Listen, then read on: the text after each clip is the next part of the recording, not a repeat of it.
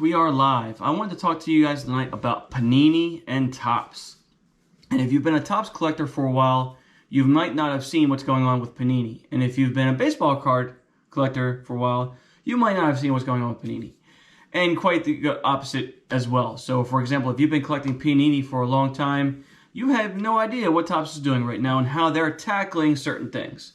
So we've seen a huge growth spurt in the hobby in the past, I would say, 12 months, really in the last 12 months. Pretty much since the right beginning of COVID. Anyway, when we look at it and how Panini's tackling it versus how Topps is doing it, it's very interesting. So Topps seems to be coming out with more sets, like different variations. Okay, here's Ben Baller Topps Chrome. Here's first edition Bowman. Here's this, here's that. Let's find different ways to do it. And let's also increase production. For example, people are already saying the Topps 2021 is clearly more produced than 2020. 2020 is obviously more produced than 2019, etc. Whereas Panini, we don't really have a clue of how much they're doing. However, they're also changing their pricing. Whereas Topps comes out with their, you can buy Topps Series 1 on their website for the same price you've always been able to buy it for. And they're going to be coming out new products all year long on their website for the normal prices that you would always buy them for. However, Panini is watching the scalpers. They're watching the people in the field and they're saying, hey, normally I charge $80 a hobby box on our website, but I can charge $150 now. And so I was going to do a video about, hey, Donruss is coming out with some baseball cards March 12th, which is today, and you should buy them. But the difference between Topps and Donruss is a few on how they do this. One, on Panini's website, they announce all their products, and they have like countdowns to when those products will be released live on their website. And then once that product is within 24 hours of release, they show you the price of it. So I got to within 24 hours. I think I tuned in at like 5 hours left before it went live. And I saw Donruss baseball cards were going to be selling for $135 a hobby box. And I'm like, wow, that's more expensive than Topps Series 1 hobby boxes. And Topps Series 1 hobby boxes, by the way, resale value goes off at $140. Now, granted, one has 3 autographs, one has maybe 1. The Topps is the brand name. And if you don't know what I mean by that, is if you buy a Panini product right now, it will not have the Cubs logo. It will not have a Phillies logo on it. They have to wipe those logos off. They can tell you the name of the player and stuff like that, but it's essentially a minor league card. It's not a true rookie card. So whereas in baseball is pretty significant in the fact that this is your rookie card. This is your flagship rookie card. This is your flagship first Bowman prospect card. We all kind of know which cards to go after, and then everything else in between is just, butterflies and kittens, I guess. Whereas Panini, you don't have that. It's all minor league cards. So you can have a Jason Dominguez rookie card in Leaf. You can have the same one in Donruss in 2019, 2020, 2021. They're all virtually just rookie cards or prospect cards. And they all carry value, but their value is going to be significantly less than that of Topps. And that all changed back in 2009 when Topps picked up basically sole propriety of baseball cards. And in turn, in 2014 or so, 2015, I think, Topps lost football license, and Upper Deck has kept the hockey license. So these card companies out there, they all still do pretty well, but they don't really intermingle between the products anymore. You will see Upper Deck baseball cards, you will see Panini baseball cards, but you essentially usually do not see Topps coming out with minor league football cards or minor league basketball cards and stuff like that. Although I would like Topps to come out with Bowman football cards. I think it would be nice. That was the product I actually really liked to collect back then, but I'm not going to get into that.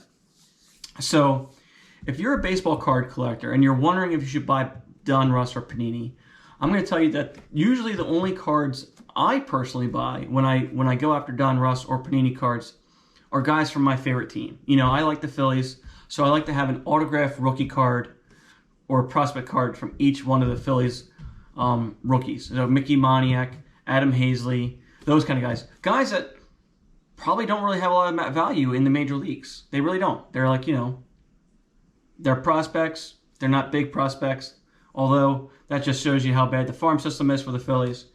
But you can get those cards fairly cheap through Panini. And you can say, hey, I have the autographs of all the Phillies baseball players. It's pretty cool. But it's not something that I would recommend for, an investment or something that you think is going to hold, just anything that you think is going to hold value over time. It's more just a little fun piece. At least my perception of Panini. Now, if I was collecting football cards or basketball cards, I'd have a totally different opinion about Panini. But I'm specifically talking about the baseball cards. So I went to the website and I saw that the Donruss cards were going to be selling for $135. And then the first thing I said to myself was, Now on March 17th, Topps Inception is going to be coming out. And that's a pretty big set. That's and that's probably going to be a similar price range. And I'm like, well, might as well just take the gamble on that hobby box. And on March 19th, I think it is, Topps is coming out with their opening day product, which is always known as the cheap product, but last year's hobby boxes were selling for like $50 a box. So one thing we've seen from Topps is they're not increasing their rates from the scalpers. They're keeping their rates the same. They do seem to be increasing how much production they're making, but right now we don't know how much production they're making of Donruss. We do see that Panini's raising their prices to match the scalpers.